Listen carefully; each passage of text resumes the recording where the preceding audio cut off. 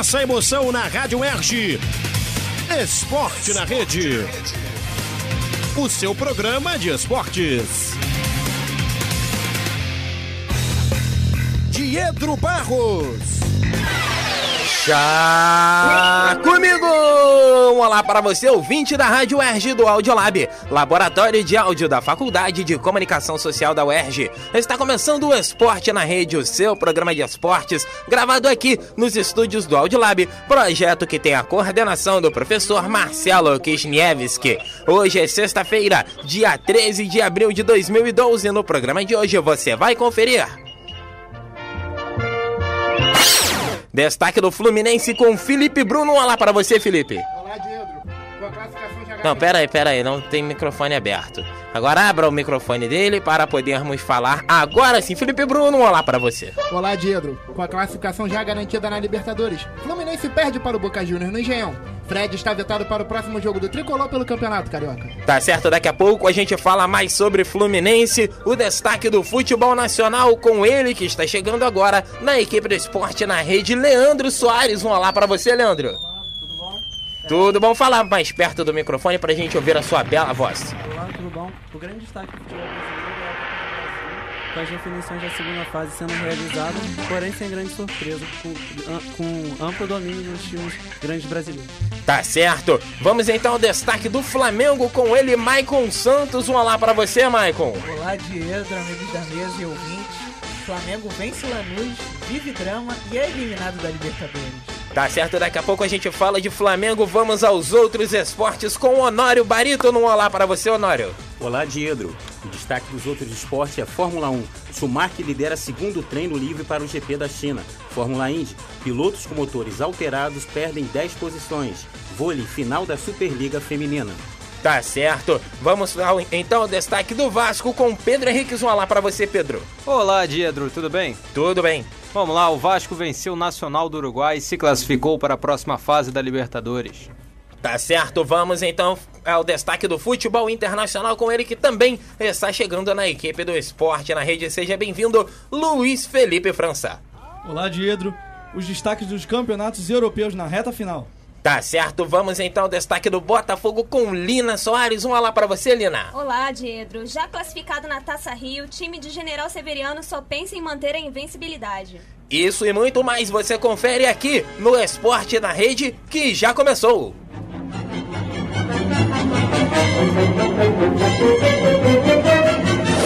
E o tão esperado gol humilde Romário, não aconteceu nada. E o tão esperado gol humilde Romário, nada aconteceu. E o tão esperado gol humilde Romário não aconteceu porque não passaram a bola para ele. Esporte na Rede. E como você pode ver, hoje o programa está recheado, bancada lotada. Falar aqui também da galera que está assistindo o programa nos estúdios do Audiolab, começando por Tatiana Galdino, que tem ajudado a gente aí na produção. Fabrício Teixeira, que voltou depois de algum tempo, depois de muitos quilos ganhos. Gabriel Manes, Felipe Sá e o nosso companheiro que apareceu aqui depois de quase 2 anos fora da casa, Anselmo Ramos. Sejam todos bem-vindos e aproveitem o Esporte na Rede de hoje. Vamos começar falando de Taça Libertadores da América com as notícias do Fluminense.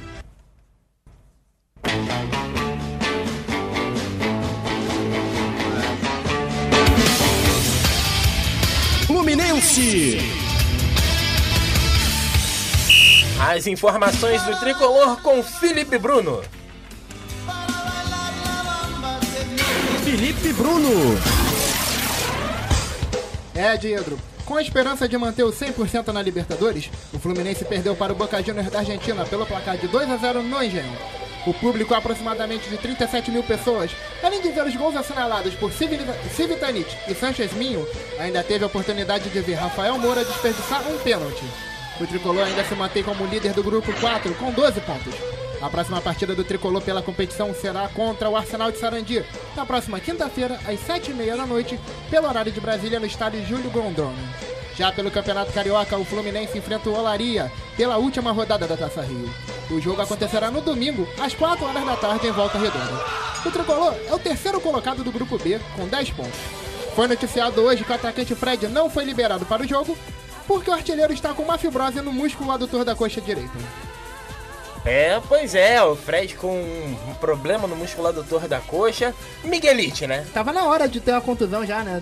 Foi muito tempo né? sem Miguelite e tal. Até porque convém muito dar isso no Carioca, né? No Carioca. Mas aí é que tá, ele saiu contundido, sim, na partida contra o Boca. Não, e já tá classificado, né? Então já pode. Não, no tá Carioca bem. não. Não, na Libertadores que eu tô falando, já tá classificado, então tudo bem, pode ficar doente. Não, no Carioca sim, pô. Não, no Carioca já classificou. Já tá na final, mas a gente tá falando de Taça Rio, né? Na Taça Rio. Na Taça Rio a campanha é vexatória. Não, realmente. Mas, não, agora o Fluminense estava muito mal, se recuperou, ainda tem chance de classificação. Sim. O Bangu ou o Vasco não vencendo e o Fluminense vencendo o jogo consegue a vaga. Exatamente, o Bangu é líder do grupo B com 12 pontos ganhos, o Vasco é o segundo com 11, o Fluminense é o terceiro com 10. Volta Redonda e Duque de Caxias tem chances matemáticas, mas é muito difícil para eles têm que vencer a sua partida, torcer por derrota do Fluminense e tirar um saldo de 5 gols por aí. Mas eu acho que o Fluminense vai entrar até com o freio de mão puxado nesse jogo de domingo. Sim, é o que parece. Que vai deixar pro final de estadual mesmo e vai se preocupar em vencer o Arsenal de Sarandi, porque ainda não tá garantido como o primeiro colocado dos melhores primeiros na Libertadores. Tem ainda conta com o tropeço do Vélez e do Corinthians, se eu não me engano. Sim. E vamos falar da partida da última quarta-feira. O que aconteceu com o Fluminense frente ao Boca Juniors. Jogou muito bem lá na Bombonera, venceu por 2-1 e aqui não conseguiu ter a mesma... eu não pude acompanhar o jogo porque eu tava voltando da faculdade, mas pelo que eu ouvi foi o seguinte: o Fluminense parecia que não se encontrava em campo, o Boca Juniors aproveitou, o time do Boca Juniors bem fraco por sinal, né? Sim. Bem fraco por sinal, aproveitou, ainda tava sem o Riquelme. O Civitanite que tava voltando de contusão nos últimos... voltou acho que 2 rodadas assim, no campeonato argentino. Conseguiu marcar o gol, o Minho entrou depois. O Fluminense ainda já tá classificado, né? Acho que não doeu tanto a derrota por causa disso. Sim, no grupo 4 da Libertadores, o Fluminense tem 12 pontos em 5 jogos, seguido pelo Boca, que tem 10, também já está classificado. O Arsenal de Sarandi eliminado com 6 pontos e o Zamora da Venezuela apanhou de todo mundo. Tem 1 ponto ganho. Voltando a falar do jogo do Fluminense contra o Boca, eu achei a vitória do Boca Juniors normal. Apesar de ter sido fora de casa, e o Fluminense vai ter chances muito boas de encarar o Arsenal de Sarandi, sair com a vitória e com o primeiro lugar do grupo. É isso. Alguém mais quer falar do Fluminense? Não, olha, só pelo que eu li na Globo.com eu concordo com eles, mas pode falar agora. Queria só dar um destaque pro time do Boca Juniors, foi o meio de campo Ledesma, que fez uma boa partida, que retorna da Europa agora pro time do Boca, que acho que vai fazer a diferença nessa parte final da Libertadores. Sim, com certeza. E é o momento onde o Boca Juniors tende a crescer. E o Boca Juniors mostrou crescimento nessas últimas rodadas da Libertadores e é um time pra chegar na final. Se o Boca chegar na final, aí a coisa vai ficar complicada pros outros times. Mas diga, Pedro Henrique, você que queria falar. Não queria falar nada não, só tô dizendo que você tá cortando todo mundo aí. Mas não, tudo bem, fica à vontade. Eu não tô cortando todo mundo. Fica à vontade do assunto. Eu não tô cortando todo mundo, eu tô promovendo o debate, você não entende. Tá certo, meus parabéns. Pois é. Algum dia você ganha o prêmio Escola de Rádio, assim como o nosso professor Marcelo Kichniev. E Carlos Oliveira, nosso operador. Carlos Oliveira, vai ganhar de melhor operador esse ano. A gente vai dar uma cavada lá com o Rui Jobim pra ver se consegue dar esse prêmio pro Carlos. É isso aí, seguindo agora com o programa, vamos falar agora, evento número 15, hein? Vamos falar agora de futebol nacional. De língua sempre molhadinho, cheio de paixão. É beijo de língua sempre molhadinho, cheio de paixão. Futebol nacional. Os principais destaques da pelota pelos gramados do Brasil com Leandro Soares. Leandro, é com você. O grande destaque desse primeiro semestre do futebol brasileiro é a Copa do Brasil, né? Que rolou para as partidas da segunda fase. O São Paulo goleou o Bahia de Feira de Santana por 5-2 no estádio Joia da Princesa, na Bahia, eliminando assim o jogo de volta. Outro time que garantiu a sua classificação para a próxima fase foi o Atlético Mineiro, que goleou o Peñarol do Amazonas por 5-0, eliminando o jogo de volta. Já o Grêmio, outro classificado depois de ganhar os 2 jogos do Ipatinga. E o Palmeiras eliminou o Horizonte com vitórias por 3-1. Com isso, os confrontos de volta, teve o Paysandu que se classificou vencendo o Sport Recife por 4-1 na Ilha do Retiro. O primeiro jogo no Pará havia sido 2-1 para a equipe paraense. O Curitiba venceu o Asa de Arapiraca no Couto Pereira por 3-0, revertendo o placar de 1-0 da quarta-feira passada. O Goiás suou para ganhar, por 4-3 no América Mineiro no Serra Dourada. O Esmeraldino se classificou para as oitavas, já que o primeiro jogo foi 0-0 em Minas Gerais. A Portuguesa conseguiu reverter o placar adverso da primeira partida, no qual perdeu por 2-0 para o Juventude. Jogando em casa, a Lusa deu uma goleada de 4-0 no time gaúcho e está na próxima fase. Na mesma situação, o Atlético Paranaense também reverteu o placar do primeiro jogo e conseguiu em casa uma boa vitória de 5-1 em cima do Criciúma. Os times que ainda não garantiram vaga nas oitavas continuarão a rodada, como o Botafogo, que ganhou o Guarani fora de casa e precisa de uma vitória simples, mas também a Ponte Preta, que perdeu para o Atlético Goianiense, mas ainda tem chances positivas para chegar à próxima fase. E o Ceará, com empate com o Paraná em casa, adquiriu uma vantagem de 0-0. O empate em 2-2 do Ceará com o Paraná foi favorável para o time paranaense, que adquiriu a vantagem dos empates de 0-0 e 1-1 na próxima partida. Já o Cruzeiro empatou fora de casa em 1-1 com a Chapecoense. O time mineiro decide a sua vaga na Arena do Jacaré. Já o Fortaleza goleou o Náutico por 4-0, jogando em casa. Com isso, o Leão conseguiu um bom resultado, dando um grande passo para a próxima fase da competição. O próximo jogo vai acontecer no Estádio dos Aflitos. O Remo ganhou o Bahia por 2-1 jogando em casa. Agora o tricolor baiano vai ter que buscar uma vitória simples na próxima quinta-feira para conseguir a classificação. É isso aí, tá certo. Esse daí foi Leandro Soares com as informações completas da Copa do Brasil. Partidas das oitavas de final já definidas. Nós temos Atlético Mineiro e Goiás, Coritiba e Paysandu. O Palmeiras já classificado enfrenta o vencedor de Ceará ou Paraná. O Atlético Paranaense encara o vencedor de Cruzeiro ou Chapecoense. O Grêmio enfrenta o classificado de Náutico ou Fortaleza. A Portuguesa de Desportos enfrenta o vencedor do confronto entre Bahia ou Remo. O São Paulo pega o Atlético Goianiense ou a Ponte Preta. E o jogo que não tem nenhum dos classificados definidos, o Botafogo ou o Guarani enfrentam ou Vitória ou o ABC de Natal. Panorama completo da Copa do Brasil, que agora começa a pegar corpo. Agora começa a pegar fogo e com algumas zebras rolando. Tipo, o Paysandu ganha na Ilha do Retiro. Tá certo que o Paysandu já promoveu alguns milagres, como La Bombonera em 2003, se eu não me engano. Sim, pois é, o Paysandu ganhou o Boca lá e ninguém fala sobre isso. Mas esse ano eu acho que as zebras têm poucas chances na Copa do Brasil, porque os times que estão disputando, como o São Paulo, o Botafogo, estão vindo forte, o Atlético Mineiro também, o Cruzeiro. Acho que as zebras esse ano não vai passear na Copa do Brasil não, vai ser bem difícil. É isso aí, tá certo. Vamos seguindo então com o programa, com o Esporte na Rede, vamos falar do Flamengo. Flamengo. As informações do Rubro Negro com Maicon Santos. Muito bem, Diedro. Em poucos minutos, o Flamengo viveu o céu e o inferno. Mesmo com a vitória por 3-0 sobre o Lanús na noite desta quinta, o Mengão não conseguiu avançar para as oitavas de final da Copa Libertadores. Precisando derrotar os argentinos e ainda torcer por um empate entre Olimpia e Emelec no Paraguai, o time começou bem a partida. Aos 17 minutos do primeiro tempo, o zagueiro Wellington usou a cabeça para abrir o placar.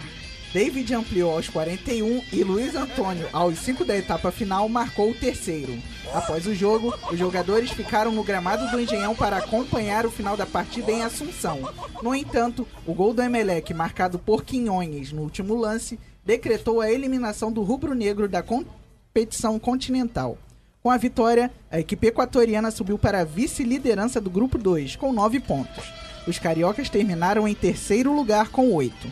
Agora o pensamento está no compromisso deste domingo contra o Americano, às 4 da tarde no Engenhão, pela última rodada da Taça Rio. Vale lembrar que o Flamengo já está classificado para as semifinais e precisa vencer para garantir o primeiro lugar do Grupo A. É isso aí, vamos falar primeiro da partida entre Flamengo e Lanús e a outra partida do grupo que decretou a eliminação do rubro-negro da Taça Libertadores da América, a partida Olímpia 2, Emelec 3.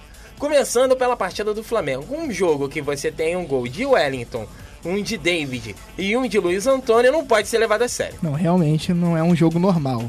Não é um jogo normal. O Flamengo só foi demonstrar futebol no último jogo da Taça Libertadores.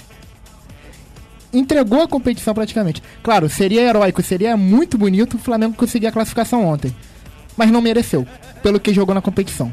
Pois é, não pela partida de ontem, porque na partida de ontem o Flamengo jogou bem. Era a atuação que a torcida rubro-negra estava esperando do time durante todo o ano. Agora, pelos erros e pelas covardias que o Flamengo teve durante toda a competição, principalmente na partida contra o Olímpia, que estava 3-0 e sofreu um empate por 3-3, e o jogo contra o Emelec, no qual vencia por 2-1 até os 35 do segundo tempo e tomou a virada, inclusive com um gol de pênalti bobo do Williams, o Flamengo pagou pelos seus pecados e agora tá fora da competição continental. Se você pensar que no dia aquele jogo do empate, que tava 2-2, o Willian fez o pênalti e o Flamengo perdeu de 3-2, com os 9 pontos que aquele empate iria render com mais um, o Flamengo teve 8, o Flamengo tava classificado pelos 3 gols que marcou ontem. Sim, inclusive frearia o Emelec, porque o Emelec não teria 8, teria 6. Exatamente, isso que eu ia falar. Que se não houvesse a virada do Emelec, o Emelec não ia jogar nada com o Olímpia, e aí o Olímpia se classificaria fácil, se houvesse um empate no Flamengo e Emelec. Pois é, mas a questão do Olímpia foi que ele tomou aqueles 6 do Lanús e ficou balançado na Taça Libertadores. Realmente, deu uma pane geral no Paraguai. Os jornalistas já estavam até comentando que o time caiu do nada. Aquela derrota do Lanús 6-0, o jogo de ontem, o Emelec foi muito superior o Olímpia achou o gol aos 46, mas não foi suficiente. Logo saiu a bola, escanteio, o gol. É aquele negócio, depois dos 20 minutos do segundo tempo, o jogo virou pelada lá, né? Não, realmente. Mas aquele negócio, Diedro. A bola pune. Sim. O Flamengo mereceu ser eliminado pela campanha horrível que fez. Exato. Eu acompanhei o Redação Esportes TV na manhã de hoje. E o Renato Maurício Prado disse que a causa da eliminação do Flamengo está em 2 jogos. Empate com Lanús na Argentina e a derrota para o Emelec no Equador. Eu discordo do nosso companheiro jornalista porque o empate com Lanús foi um resultado absolutamente normal. Pois é, até porque o empate com Lanús na Argentina é um resultado normal, nas condições normais de temperatura e pressão. Justamente, eu colocaria, no lugar do empate com o Lanús, o empate com o Olímpia, no Engenhão, que o Flamengo estava vencendo por 3-0 e deixou o time paraguaio empatar dentro de casa. É uma vergonha mesmo. É isso aí, tá certo. Vamos seguindo então com o Esporte na Rede, falando de outros esportes.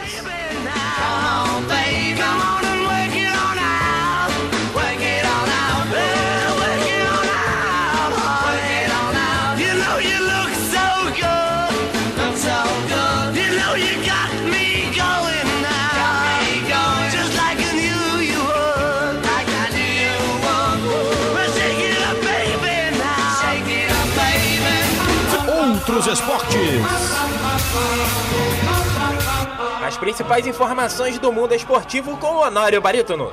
Olá, Diedro. Outros esportes, Fórmula 1. O alemão Michael Schumacher liderou nesta sexta-feira o segundo treino para o Grande Prêmio da China, que será realizado na cidade de Xangai, pela terceira etapa do Mundial de Fórmula 1.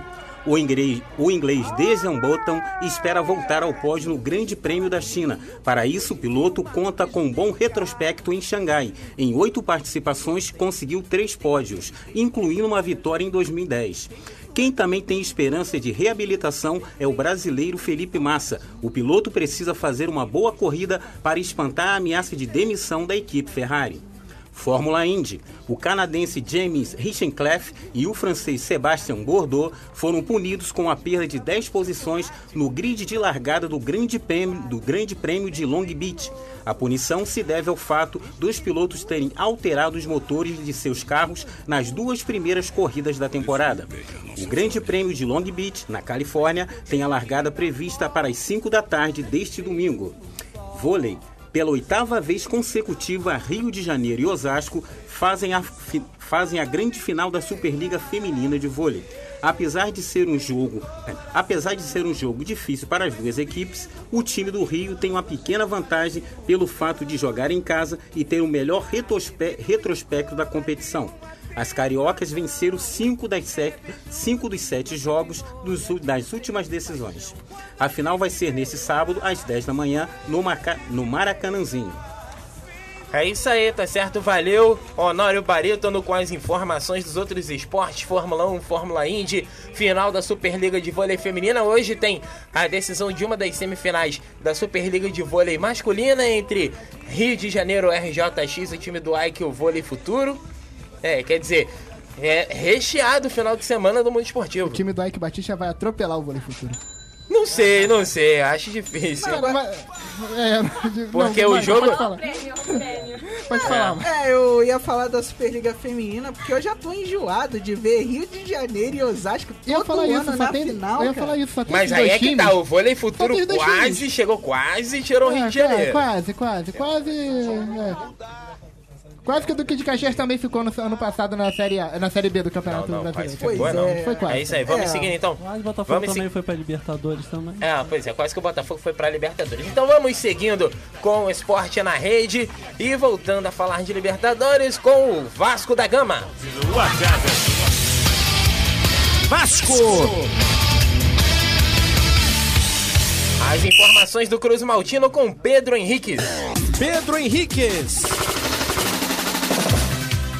Ao contrário do Flamengo do nosso querido Carlos Oliveira, o Vasco passa bem na Libertadores. Na noite de quinta-feira, o Cruz Maltino venceu o Nacional do Uruguai, fora de casa, por 1-0, gol de Diego Souza. O jogo foi o último na fase de grupos da Libertadores. Com o resultado, o Gigante da Colina garantiu a segunda classificação no grupo 5 da competição. Fora de campo, a diretoria do clube continua defendendo a renovação do meia Juninho Pernambucano. Durante a semana, uma polêmica pairou sobre São Januário ao vazar para o público termos do contrato do Camisa 8.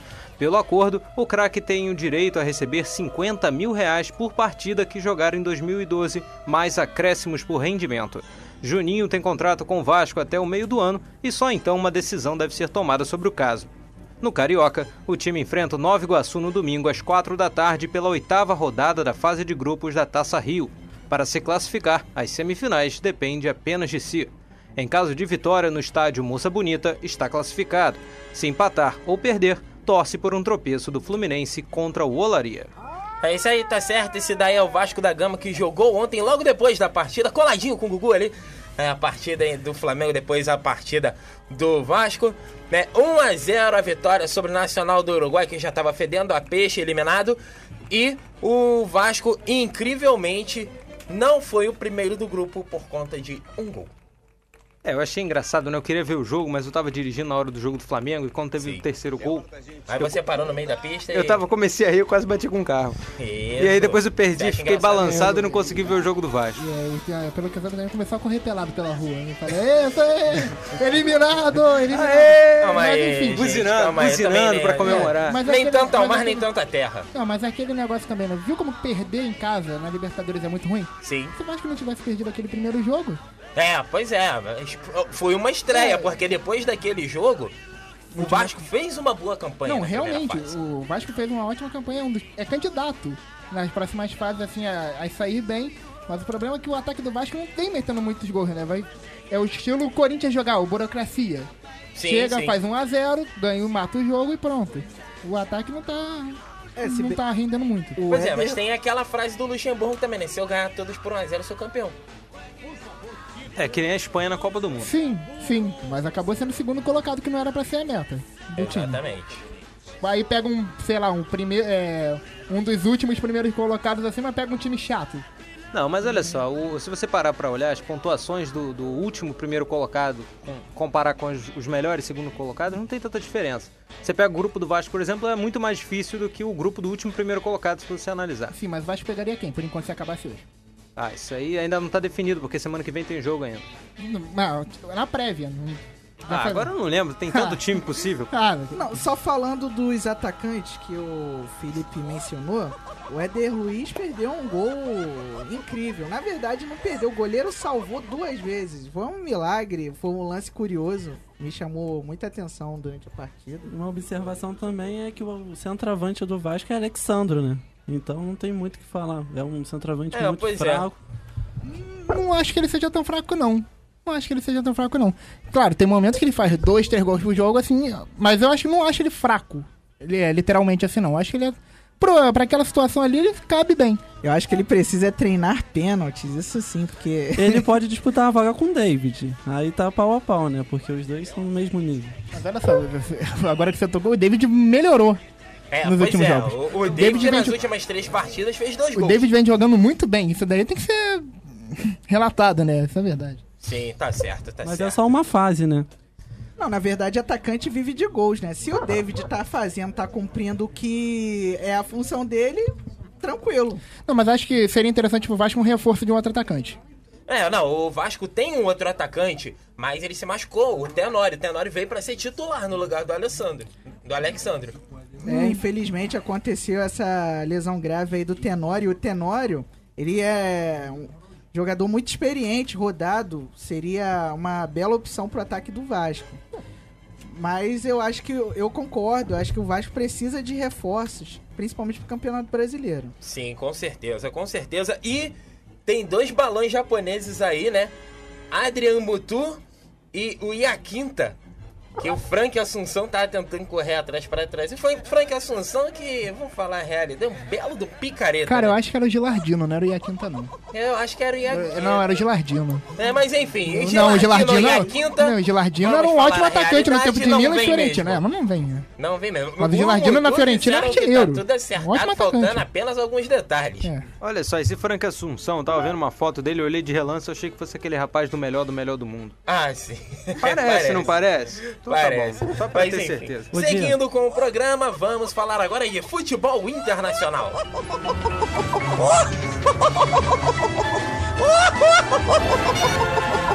Futebol internacional.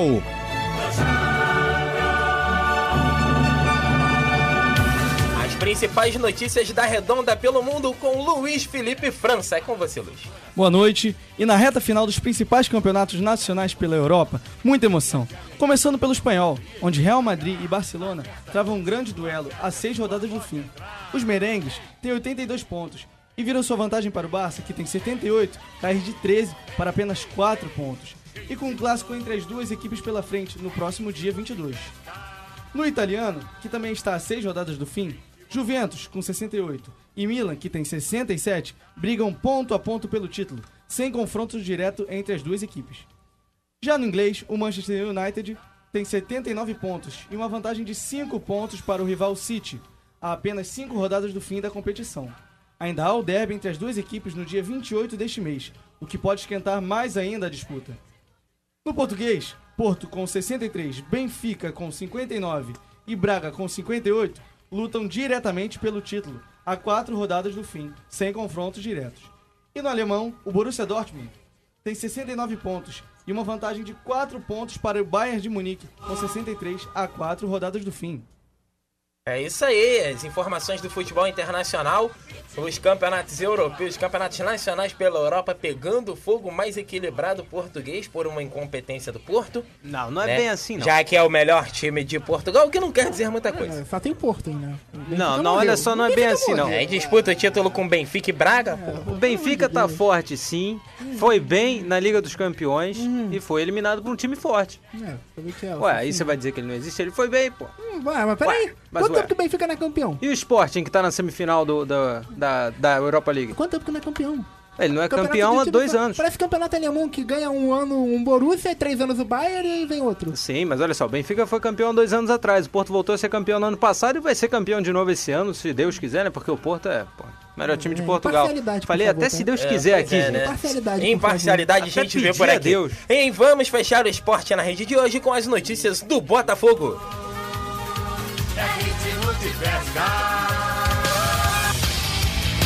Botafogo!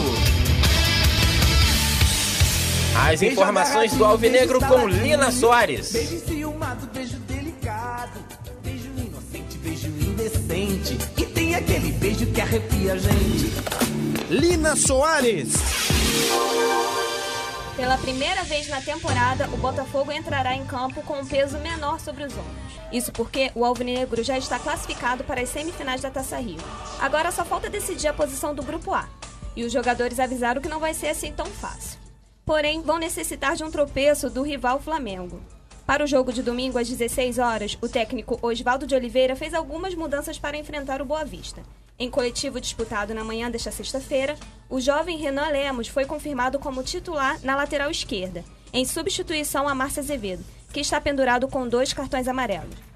Outra mudança é a entrada de Briner no lugar de Antônio Carlos, também pendurado com 2 cartões amarelos. Para a alegria dos botafoguenses,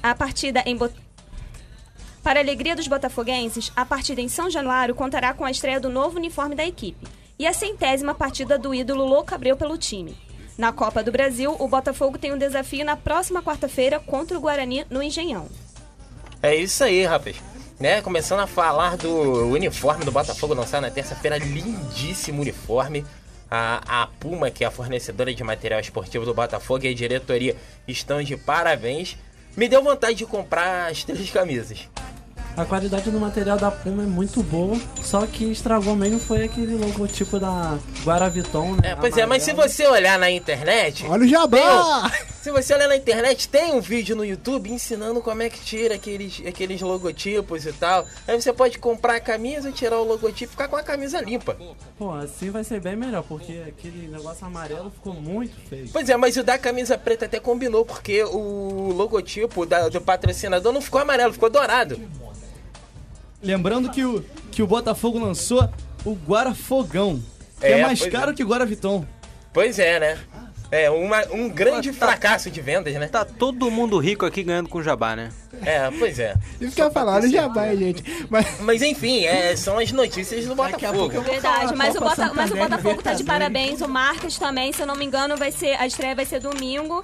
E nos próximos 2 jogos, vai ser a Alvinegra domingo. Acho que quarta-feira contra o Guarani vai ser a branca. Inclusive, quem quiser me dar a branca de presente. Vai ser a preta. Muito bonita. Eu tô gostando do fim do programa. Eu também, cara. né? R$189. Várias coisas, tipo, R$189. O programa tá bonito, tipo assim. O programa de moda agora tá legal. Isso aí, mas enfim. Falando da próxima partida do Botafogo, o Botafogo não quer mais nada com a Hora do Brasil. Eu só espero que nessa estreia do terceiro uniforme do Botafogo não tome uma goleada como foi no uniforme cinza, né? Pois é, aquele cinza claro e cinza escuro. Eu tava no estádio, rapaz. Eu tava no estádio do lado do repórter do lance. A gente tava achando muito engraçado até o 4x0. Depois de 4x0, aí um olhou pro outro e falou, pô, já não tá mais legal, parar de fazer piada. Então vamos ver se o Botafogo tem mais sorte com esses uniformes. Não, e também uma notícia boa pros botafoguenses é a volta do Michael Suel domingo. Sim. O técnico falou que vai deixar ele pelo menos 20 minutos jogando. Ele que ficou mais de um mês afastado, isso é uma boa pro Botafogo. Tomara que ele jogue o futebol que ele jogava antes, né? Exato, que se recupere, né? O Michael Suel tem um histórico de lesões muito grande, ele acaba... quando tá com um bom ritmo de jogo, ele acaba tendo uma lesão e ficando fora, perdendo aquele ritmo. Quer dizer, é um jogador que é talentoso e que pode evoluir muito, claro. Por isso que eu gosto do Renato. Renato é talentoso, não se machuca e ainda faz gol. Pois é. Só tem que voltar a bater pênalti bem. Com certeza, isso sim. Mas enfim, seguindo o Botafogo, não quer mais nada com a hora. Alguém mais quer falar do Botafogo? Não, né? Você quer falar do Botafogo, Fabrício Teixeira. Inclusive, notícia de última hora enviada aqui por Fabrício Teixeira. Campeonato de Jogo do Mico Argentino. Juan Messa pegou a carta do Mico Preto com 5 minutos de jogo e foi eliminado perante Soares, o branco. Importantíssima. Vamos encerrando o Esporte na Rede de hoje, que teve na operação de áudio o competente e fugaz Carlos Oliveira. Agradecendo mais uma vez o professor Marcelo Ktiniewski, coordenador do Audiolab, Laboratório de Áudio da UERJ, Universidade do Estado do Rio de Janeiro, que gentilmente cedeu espaço para a equipe do Esporte na Rede. Agradecendo também a galera que veio aqui aos nossos estúdios do Audiolab, né, assistir a gravação. Tatiana Galdino, Fabrício Teixeira, Gabriel Manes, Felipe Sá, Anselmo Ramos e Aldevan Júnior, que chegou logo depois e está ali trabalhando no seu belo Facebook. Agora diz quanto tempo a gente ficou gravando. Não faço a mínima ideia. Deve ter 1h30 que a gente está aqui no estúdio gravando. Nós voltamos na próxima semana com tudo sobre o seu clube e muita diversão para você. Rádio UERJ, música, informação e interatividade em um clique. Valeu e um abraço! Olha, rapaz, é um tesão. Final de mais um Esporte na Rede. Fique ligado. Se você curtiu este programa, acesse www.radioerg.com.br e ouça na íntegra a qualquer hora.